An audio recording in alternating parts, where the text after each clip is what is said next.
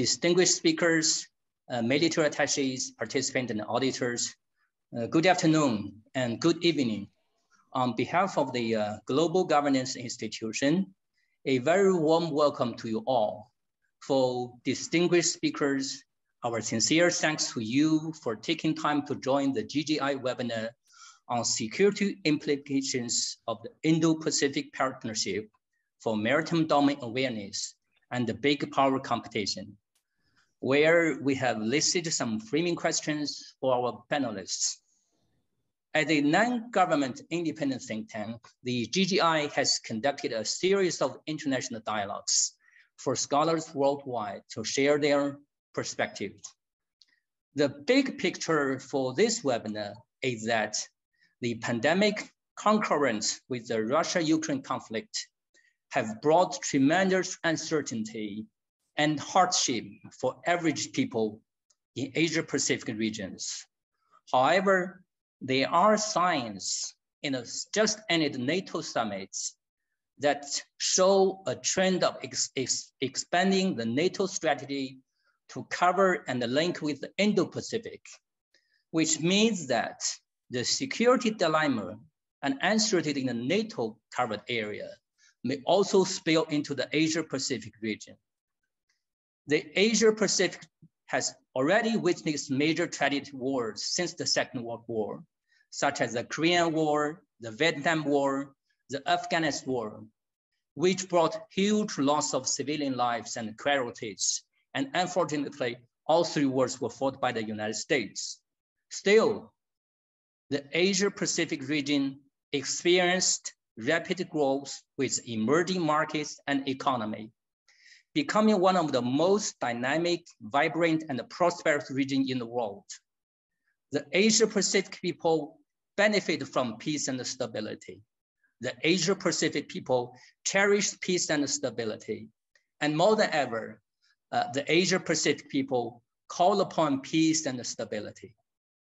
Another background is the big power competition. Although this competition is imposed upon China and China does not ask for it, it indeed is shaping all aspects of international relations. We have seen a great America that led the Allies to victory in the Second World War and brought prosperity to American people through innovation and competition. But what we see now is an America that does not compete with other countries through developing itself and via fair competition, but by containing and coercing through all of government approach and countless unilateral sanctions. In fact, the US is building layers of layered circles, blocks, and allies with a variety of identities to just contain China. It is against this background and at this juncture, the US-led Quad put forward the Indo-Pacific Partnership for Maritime Domain Awareness. What is its real purpose and intentions in terms of security implications? Will it duplicate or complement the current maritime information sharing initiatives?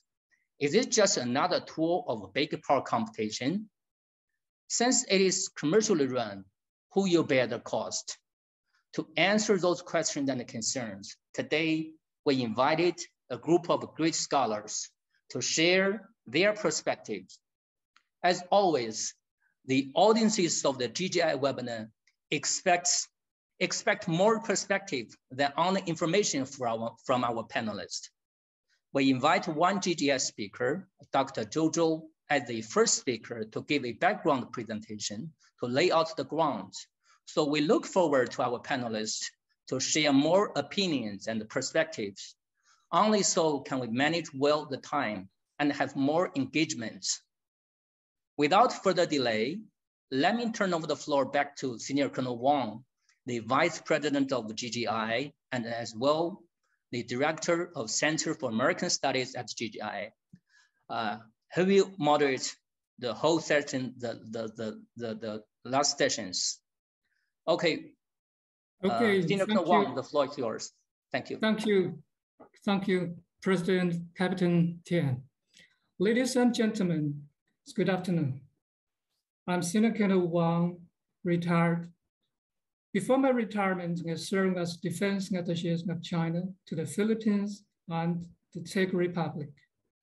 I'm now a research fellow with the Global Governance Institution. I'm deeply honored today to moderate this panel discussion of the Indo-Pacific Partnership for Maritime Domain Awareness. Over a month ago, Quad unveiled the IPMDA, among other efforts at Tokyo Summit, which promptly attracted wide international attention. Many comments saw this initiative as a substantive development and a tangible security achievement of Quad since its inception in 2007. Some say by addressing the IUU fishing, illegal, unreported, and unregulated fishing, gray zone, tactical activities, etc., IPMDA will show its big value to deliver public goods to the region, thus contributing to the peace, stability, and prosperity. Others say, obviously, the initiative has specific target, trying to embarrass and restrain China. Some emphasize the civilian nature of the initiative. Others argue it could lead to militarization of the region if Quad used the initiative to monitor and track Chinese naval activities. So we hope today's gathering could help our audience to have better knowledge about IPMDA. For today's discussion, we draw experts in this field across the world who will contribute valuable insights to this important and interesting topic. Our discussion will be divided into two parts. First is panelist presentation, each with roughly 8 minutes, followed with moderated discussions, where panelists may either comment on others' keynote speech or add some new points to enrich your previous presentation. The second session is the question and answer, depending on how much time we have. We will have questions coming from online observers. Now, let's kick off the discussion. As mentioned by Captain TIAN, the first speaker is Dr. ZHOU Zhou. She is Deputy Director of the Center for Southeast Studies of the Global Governance Institution, GGI. Dr. Zhou, it's your floor. Thank you. Thank you so much, Andy and Xianyun Laoshi. It's a pure honor for me to be here today to share the idea with all the great scholars from the whole world. I think as Xianyun Laoshi and Andy said in the beginning, I think for IPMDA, the Indo-Pacific Maritime Domain Awareness, we can take it as a key progress for the institutional construction for the Quad. I think geographically, it's linked to two oceans and it's covered the full range of the Indo-Pacific area.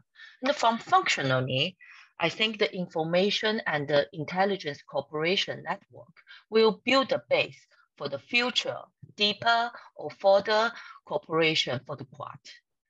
And so far we can see the 4 Quad countries really showing their strong motivation behind this initiative. So let's see, for Biden, I think for the Biden government, for the recent years, we can see the US, no matter its think tank, its Navy, or some politicians, they really invested a lot of resource to exaggerate so-called Chinese military militia and the Chinese green zone strategy. I think on the, I think this IPMDA, we can take it like as part of the answer to address those so-called Chinese maritime issue from the US side. I think under the new US integrated deterrence strategy, I think these IPMDA is showing like they are very focused on the alliance coordination, like to combine the military and the civil lines two together and the blurring the military and the non-military targets. So I think that's where even you can think they could probably would like to take this as a showcase of the new strategy. And we can think also IPMDA, probably along with IPEF, even you can think with now the G7's PGII, belong to a part of the ground strategy of the Indo-Pacific. I think for the new new government, this IPMDA also have the very significant strategy and even the symbolic meaning for the new Australia government. There was a two information fusion center located in the Pacific Island. That really means could means like Australia have very strong relations with those Pacific Islands. I think that could send a very clear and a signal inside Australia and for the board to showing the new government have this showing their strength in this Pacific Island and the Australian fight back, so-called fight back for the Chinese presence in this area. I think for let's go talk for the Japan, the Kusida government. I think this is along also with Japan. Now we see they showing the willing to join the Five Eyes. I think if it's in this case, IPMDA also is a very important start to have the close information and the intelligence relationship in the North China Sea, in Old South China Sea, and with US and Australia. I think that's also helped the Kishida government showing they are determined to double down the Japanese military building and the power.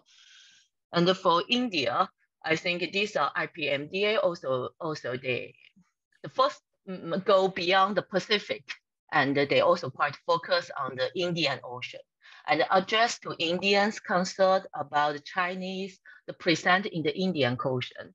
In the Indian Ocean, I think that's also very much matched with Indians' strategy concerns, and also can help Indian to show he's not always the weak part of the Quad, right? He also have this substance and input for the institutional construction. So that's so far we see we can see there was so much how to say the strategy and the geopolitics concern behind this initiative. So we also, as Andy and Xianyun Lao mentioned in the beginning, actually IPMDA under the Quad it's quite have very clear the target is China, and so far we can think it's quite exclusive, and even you can say it's quite a friendly, or so-called anti-China strongly the background. So we do have a lot of concern about it, how it can bring the effect to the region. So the first, I think, we really concerned about how much pressure it could bring to the regional country, how much it could push regional country to even go further, face the dynamic of the great power conflicts. Then we know if IPMDA, as some US or Quad countries think tank to analyze, it will more focus beyond the fishing ship. It's more focused on Chinese Navy ship or coast guide ship. Then that will hugely increase the risk of the conflicts in the regions. And that will be the horrible, bring all the regional country to a horrible situation. And And I think that's directly threaten the peace and the stability of the region. And that's really pure nightmare for any country in this region. So that's where our deep concern. Then what we can do about it. So we would like to listen to other speakers about this biggest concern so far. The second, if we can be more positive to think about IPMDA, maybe if not too naive. So IPMDA is still more focused on just the common goods, like the safety of maritime navigation, or just against the illegal fishing. Then how efficient it could be in the end without China's participation, because we know China is the biggest player on those issues and in the region. So in the end of the day, how much really common goods it can bring to the region without a more open and inclusive mechanism to some kind of can work with China. So if we can further push this to some to the other questions, if it's possible, we can imagine in the future there was some approachment, like China can still work in some specific field with this initiative and with other regional countries. So we put, in the end, we can really bring the real peace and the real some stability to the region. So that's also would like to discuss more with the speakers. And the third, we also worry about the IPMDA's relationship with other already exist, the similar regional maritime mechanism. For example, like a RICAP, also located in Singapore. I think it's a much more local and more non-military, more the mechanism, more institution like in the region, and how in the future how those institutions work together. It's really they will under the shadow of the IPMDA, or they can have some way to more to combine all the things together for more open and inclusive process. We don't know so far, and we also that's bring our deep concerns about if IPMDA will deeply erode the regional centrality or regional solidarity. I think that's also we will really worry about this. And there was also some issues, I think, above those strategy concern. We would like to, in the future, we would like to closely watch and follow. And we also would like to discuss with all the speakers in the panel. It's like we know the situation in the IPMDA in Quad. I think they have, the 4 countries have quite unequal and unbalanced military relation with each other, especially India. I think among the other 3 countries, India military relation with the other 3 is quite lag behind. So how IPMDA solve this problem, system named problem, and how he can push it for the bureaucratic building. So we really we really want to watch it, and also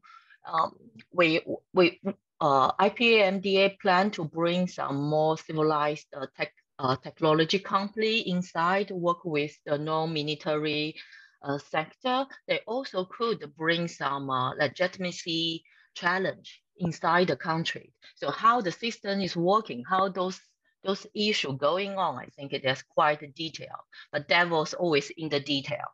So that's something I think in the future we can see. And the last but not least issue we would like to follow is the money, where the money come from, and how much US, Japan, Australia, even India would like to invest in this initiative. We know especially in US, like there are so many plan and the initiative are going on, no matter in domestic, in Europe, or just in the Indo-Pacific. In the end of the day, how much US can focus on this specific initiative. And Australia and Japan seems like would like to work more on it. But so in the end, how much more they can put on it and how far they could go in the future, I think we also is closely to watch. So that's the basically that's all I've got to say. And my time I think is up anyways. So thank you for listening. And okay, I'll go back to Xianyun. Thank you. Thank you, Dr. ZHOU Zhou, for your informative presentation. Now, our second speaker is Dr. Sebastian Singh. So Dr. Singh, are you on the line? It's not on the line. I think we can skip. We can skip, okay, okay. Okay, now we request Dr. Aki Sakabe-Mori. She is currently an assistant professor of the Faculty of Humanities and Social Sciences at the University of Tsukuba. Now it's your time. Thank you. Thank you. Thank you for inviting me to provide the Japanese perspective. I shared my my PowerPoint slide, and oh my God. So today I would like to talk about the Japanese effort. I'm sorry, just wait. Today I would like to talk about the Japanese effort on MDA issue, especially in international cooperation. My main argument is that Japan has been working with developing countries to increase their maritime domain awareness, especially through the by the providing support capacity building through Japanese Coast Guard. So also that IPMDA, I don't see, we haven't seen how this initiative will be implemented. We haven't seen yet. However, from Japanese perspective, I think based on the ongoing project provided by the Japanese Coast Guard, the Japanese Coast Guard will continue to play a big role in promoting IPMDA as well. So Japan has been working with developing countries on this issue, MDA, in international cooperation through several ways. The first of all, Professor and Dr. ZHOU Zhou mentioned about the RECAP. So RECAP ISC is this is the originally Japanese proposal in 2001 and come into force in 2006. And now we have 21 contracting parties, including China and all Quad members. So China and the Quad members are working with this framework, working together on MDA issue within this framework.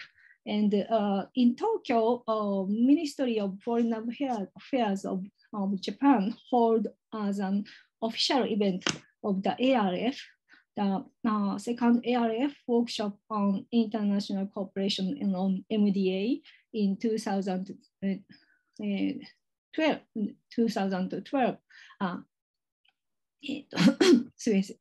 I'm sorry, 2 years before, or just before the beginning of the global pandemic.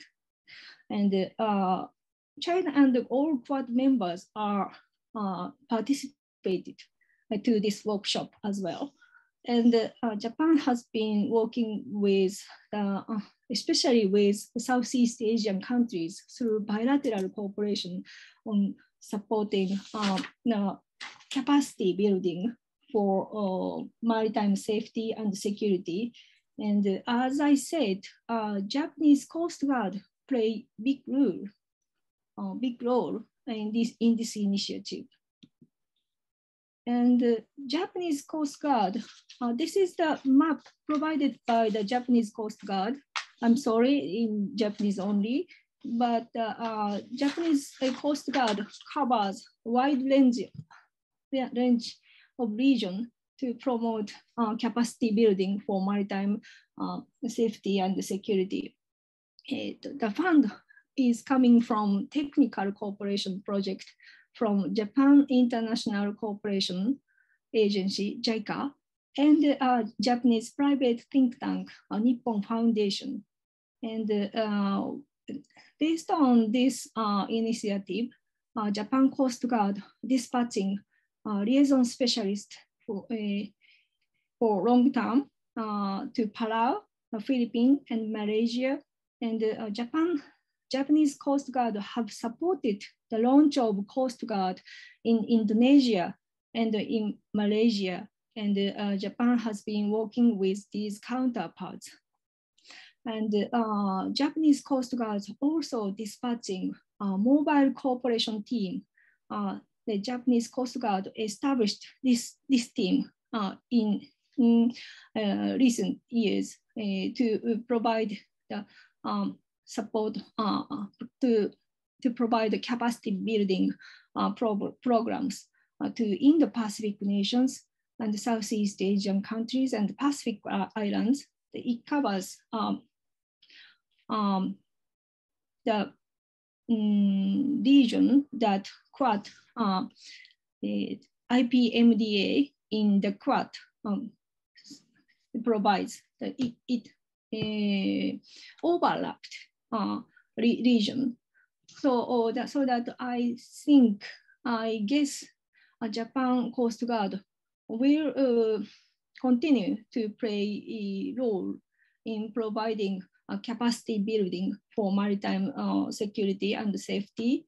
This has a clear link to increase MDA in those countries. So these are the ongoing projects provided by Japanese Coast Guard. So I think from Japanese side, Japanese Coast Guard will the main player in promoting IPMDA. So of course, in coordination with Ministry of Foreign Affairs. And so partially, Japan Maritime Self-Defense Force will be providing some role in relation to the counter-piracy issues. But I think the Japan Coast Guard will play a major role in Japanese cooperation on the issue of IPMDA. So as I said, Japan has been working with the developing countries to elevate their MDA capabilities. And for Japan, IPMDA in the Quad is consistent with the ongoing Japanese effort in the issue of MDA. So the Quad is one of the tool or platform for Japan to achieve the free and open Indo-Pacific. So by ensuring rules-based international order. So MDA is clearly related to this initiative. So to ensure a rules-based international order.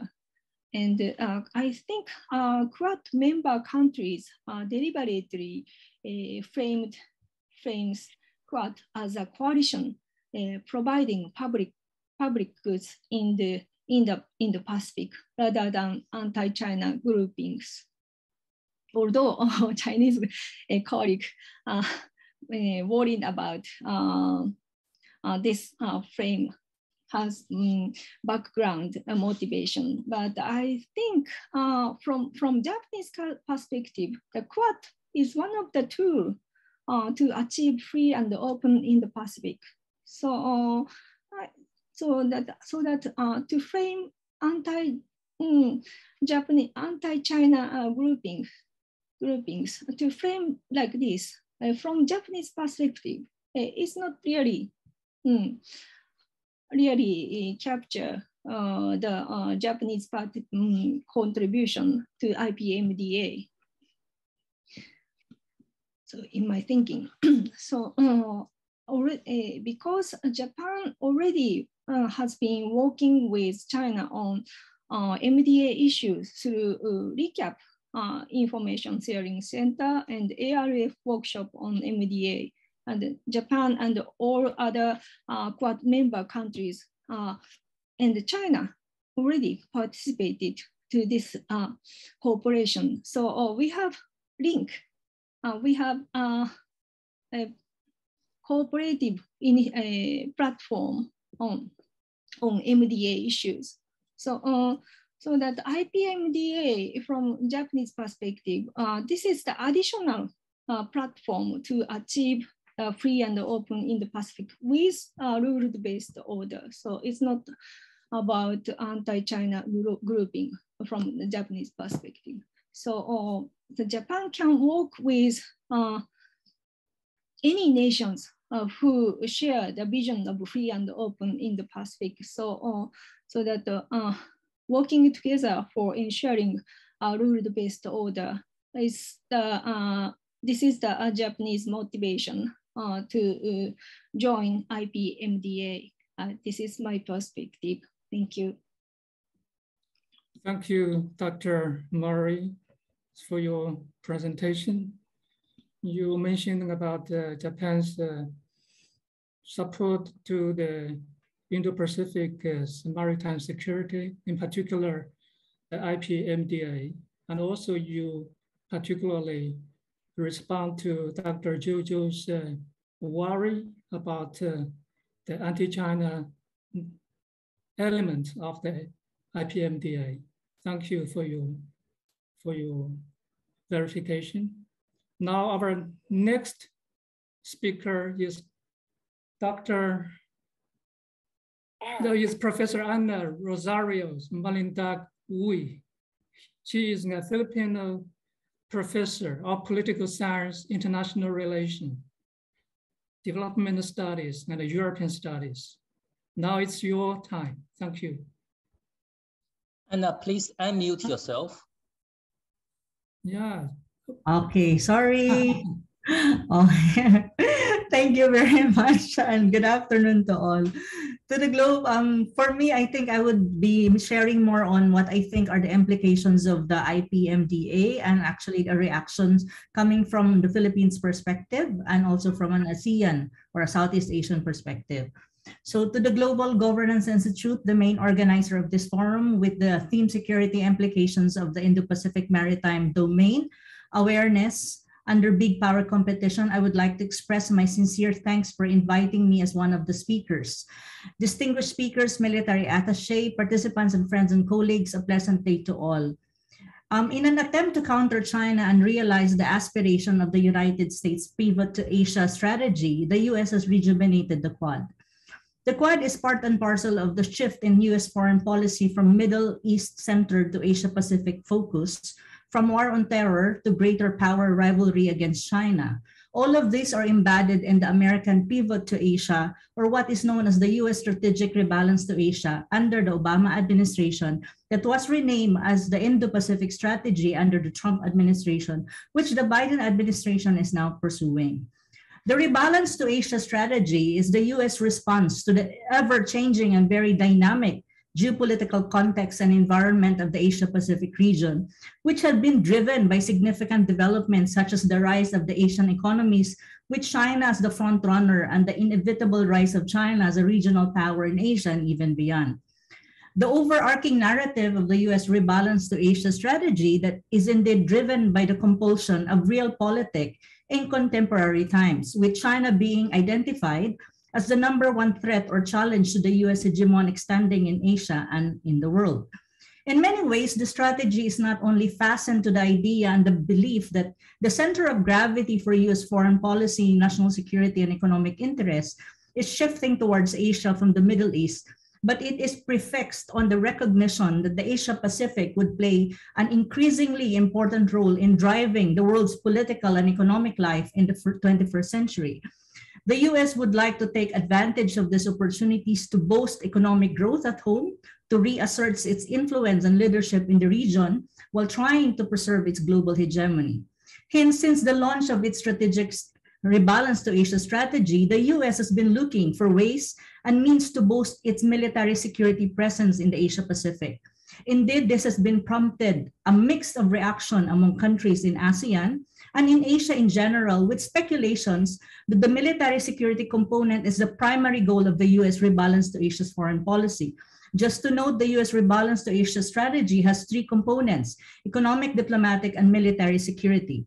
Military security-wise, the US has been increasing its efforts to establish new and reinvigorate security alliances and cooperation with existing regional partners like the Philippines, Vietnam, Thailand, Malaysia, Indonesia, India, Japan, South Korea, Singapore, and even other countries in the Asia-Pacific.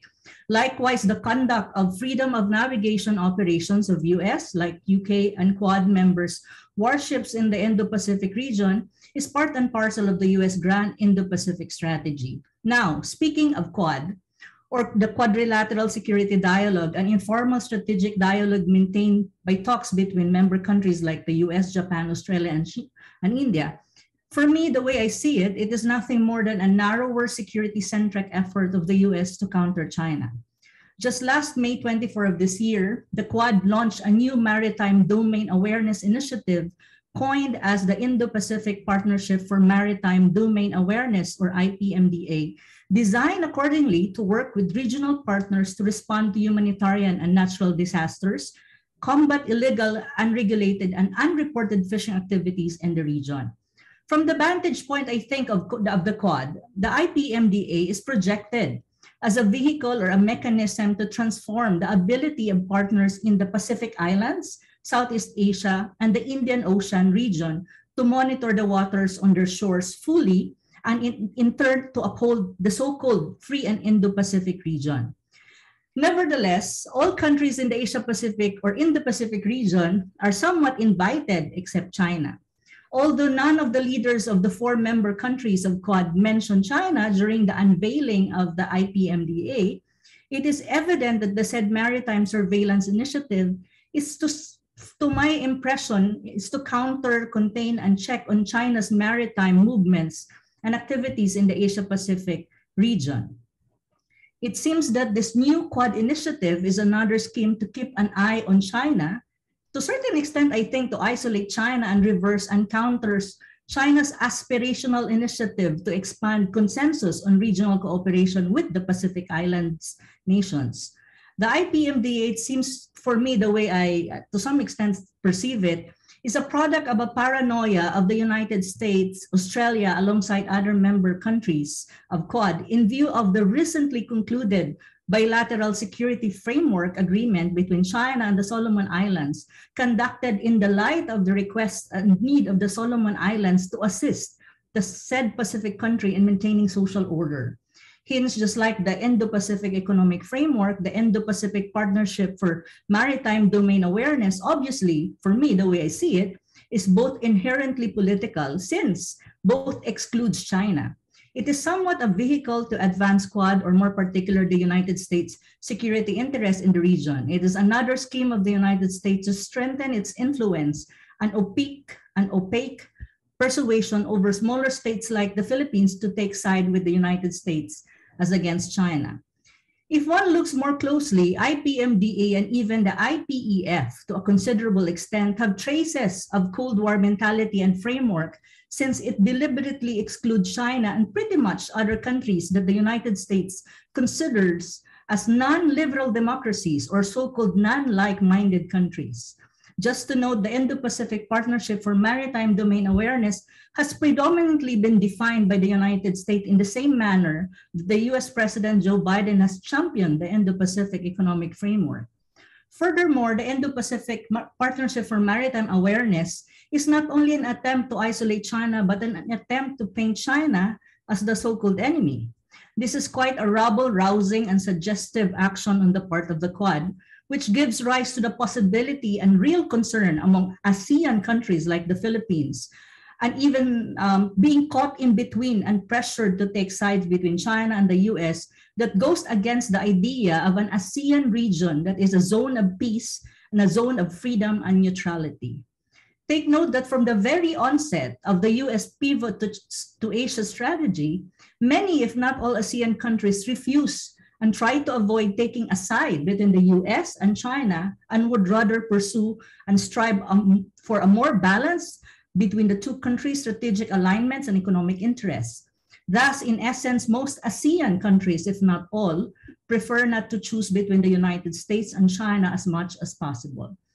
Implications-wise, thus, regarding what are the possible implications of the IPMDA, it will likely escalate tension, I hope not, between Quad and Quad members in China. This again is another irritant to the already deteriorating US-China relations. It also risks fermenting divisions among Asian countries.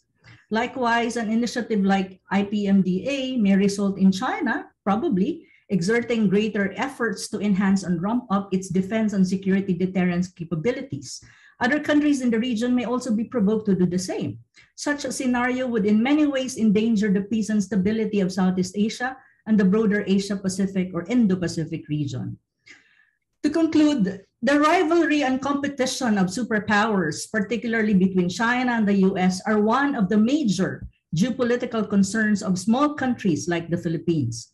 Though it is somewhat a wishful thinking at the moment, how I wish that the US could find a compromise to coexist peacefully and cooperatively with China. With the raging Ukraine crisis and the ever-present and still prevalent COVID-19 pandemic, the need for economies in the Asia-Pacific region like the Philippines to bounce back from the devastation triggered by the pandemic and the Ukraine crisis is primordial.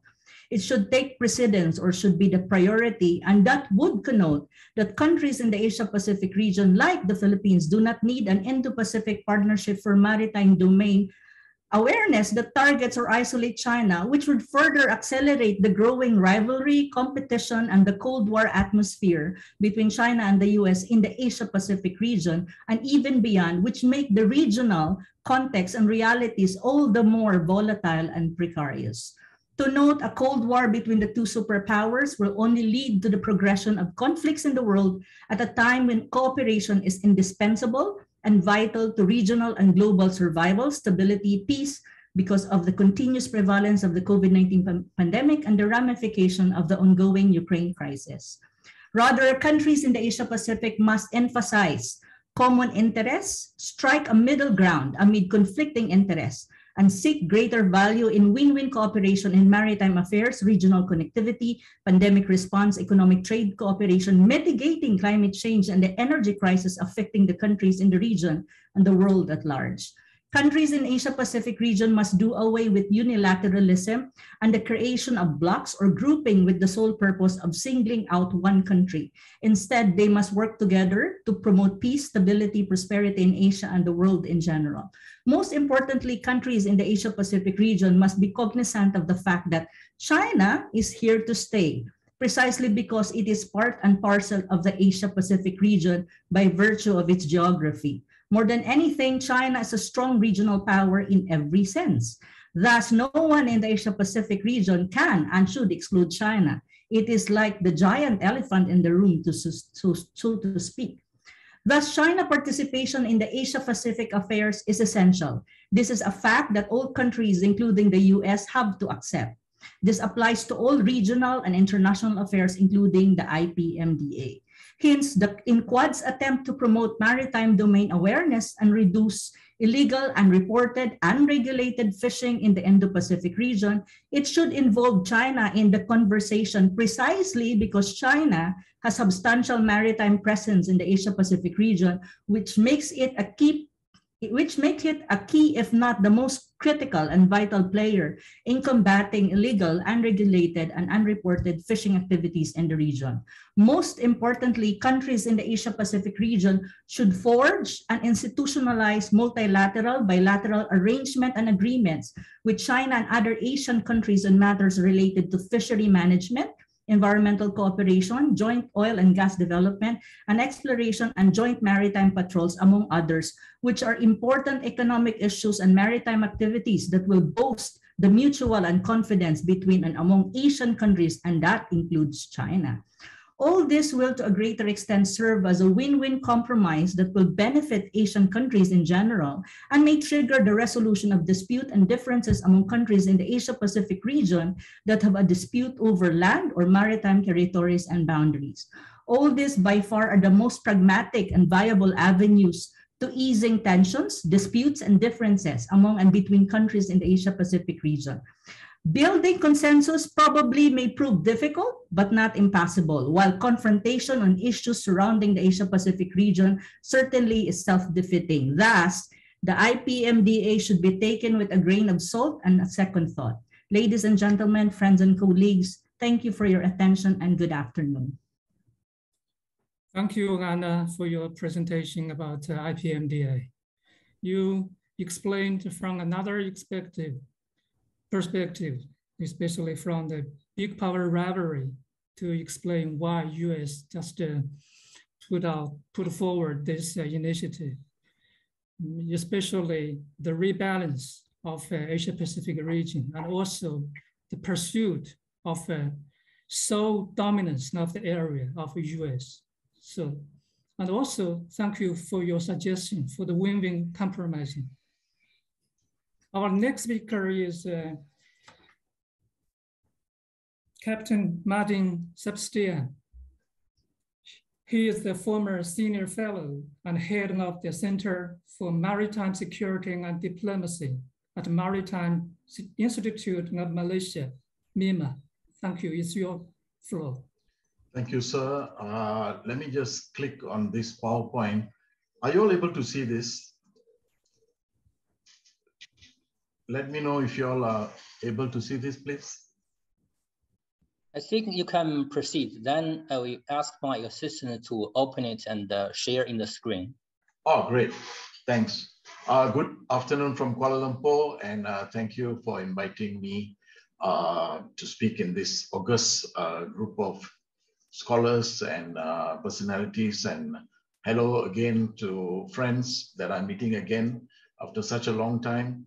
I'm Captain Martin, and I used to be the center head and senior fellow at a maritime think tank in Malaysia called Maritime Institute of Malaysia. And right now I'm a consultant, freelance consultant. Before I go on to explain my slides, just 12 of them, I'd like to talk about the joint statement itself by the Quad leaders. Yes, next slide, please. So if we look at the joint statement itself, you can see that MDA, back. MDA is actually the last point out of all the points that they spoke about. MDA is the last one. So they have peace and stability, where they talk about China and this and that. They talk about critical emerging technology, Quad fellowship. MDA was the last item that they spoke about. Okay, next slide, please. And within the MEA rubric, there was HADR, humanitarian assistance, disaster relief, combating illegal fishing, and regional fusion centers. I just want to bring this to perspective for I provide the Malaysian perspective from the way I look at it. Indo-Pacific somehow skips ASEAN. ASEAN is not part of this discussion.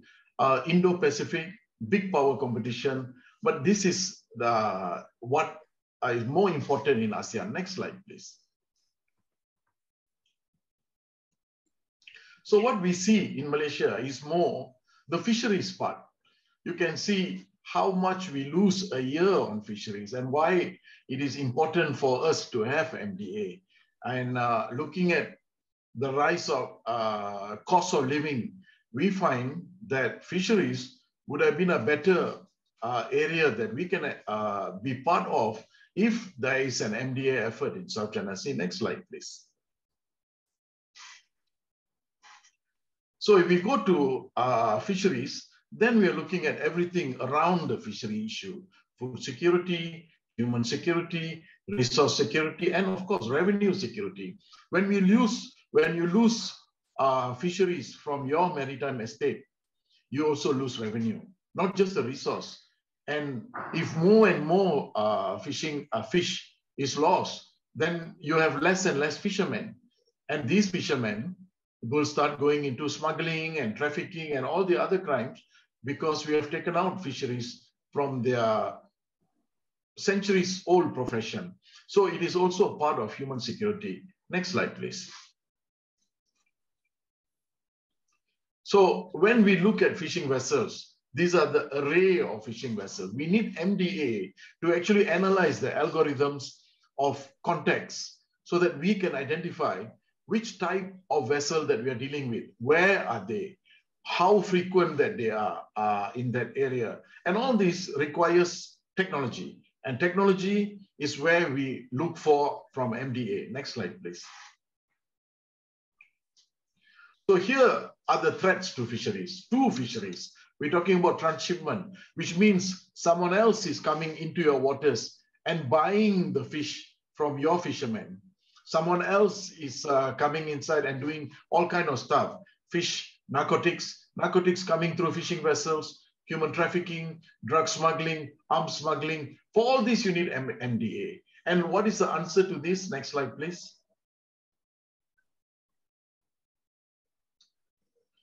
The solution is the fourth industrial revolution. The industrial revolution has provided us with emerging technology. And now you can see hidden vessels that is already we can already light up the hidden vessels, which means if the vessel is switching off their AIS or VMS, we have other technologies that can actually light up darkened vessels. Next slide, please. So here it is. We are talking about AIS and VMS, but we also can track through emerging technologies: radio frequency, views, radar, pulse repetition frequency. And then we realize that there's so much of technology available that we can light up darkened vessels. So what will this enhancement in operations provide us? Next slide, please. So with this, we will be able to obtain maritime forensics and enhance our operation.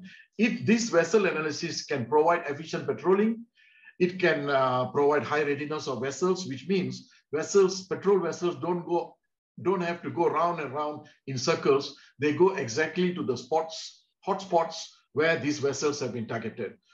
So now we have high readiness of vessels. Of course, it reduces costs. It provides an array of ability. I believe that MDA can provide this for a small country like Malaysia, having 4 maritime estates: Strait of Malacca, the east coast of the peninsula, west coast of Sabah, and also the Sulu Sulawesi. This type of MDA is required to identify and manage what we don't know. Right now, we don't know what we don't know. At least MDA can help us to know what we don't know. So I look at that part. Next slide, please. So when you look at MDA for fisheries, of course, I don't want to talk about HADR because we already have the AHA Center. I don't want to talk about regional fusion centers because we have so many information sharing centers doing capacity building and all that. But they are talking about Indo-Pacific. I'm more interested in what MDA can be required or can be used in ASEAN.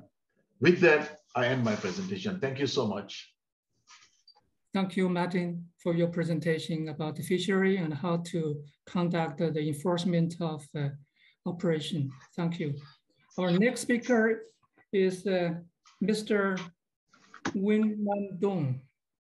He is the Deputy Director General of the East Sea Institute of Diplomatic Academy of Vietnam. It's your turn. Well, good afternoon, everybody. At the outset, I'd like to thank the Global Governance Institution to organize this interesting forum. And like other presenters, I'd like to share my viewpoints on the Quad's latest maritime initiative, its implication for maritime security architecture, and make some recommendations for the region from a member of ASEAN. Well, you know, the Quad is more than just maritime security. It's also about healthcare, vaccine supply chains, but its latest initiative is about maritime security cooperation. So over the years, the Quad has been, step by step institutionalized. So the Quad's latest maritime initiative, as you have already known about, aspire to become a pillar of the regional maritime architecture. However, there are competing visions of the maritime security architecture, notably ASEAN vis-a-vis the Quad, but also other multilateral and bilateral arrangements. But the latest developments show that the Quad is emerging as a very competitive pillar. So I believe that the Quad's latest development can have some implications for the maritime security architecture. Now, if regional security is centered only upon the Quad, there would be a minus for multilateralism and the role of smaller powers like ASEAN countries. The Quad is not really inclusive nor comprehensive. We need a security architecture that takes on the interests of all stakeholders and cooperate on a wide range of issues of common concerns. I think that an exclusive club may cause unease and anxiety in the wider region, and the Quad needs to contribute to regional confidence building or preventive diplomacy. If a security arrangement focuses too much on security-related matters, I think it may lead to regional tensions if not managed properly. So any security arrangement needs to take upon the interests of all stakeholders with responsibility to regional peace and security, respect for international law in these operations. And above all, it should contribute to regional confidence building. So let me focus on the convening role of ASEAN as a pillar for maritime security architecture as an alternative to Quad. I believe that ASEAN is true multilateralism. The Quad is not really fit to play the role of an overarching security architecture in the region. Instead, the Quad needs to support the central role of ASEAN. Well, maintaining good order at sea is critical in the ASEAN's outlook on the Indo-Pacific. The AOIP, in this region, we call it the AOIP. This is also congruent to the views and interests of all ASEAN external partners, including China and all Quad member countries. Actually, the maritime architecture has been existing in the region for about 2 decades. It's not really about the Quad, but since the emergence of ASEAN involving all the 10 countries. Over the years, the plans, frameworks, and institutions for maritime cooperation has been evolving. And ASEAN has created the ASEAN Maritime Forum and the extended ASEAN Maritime Forum to coordinate on maritime cooperation activities.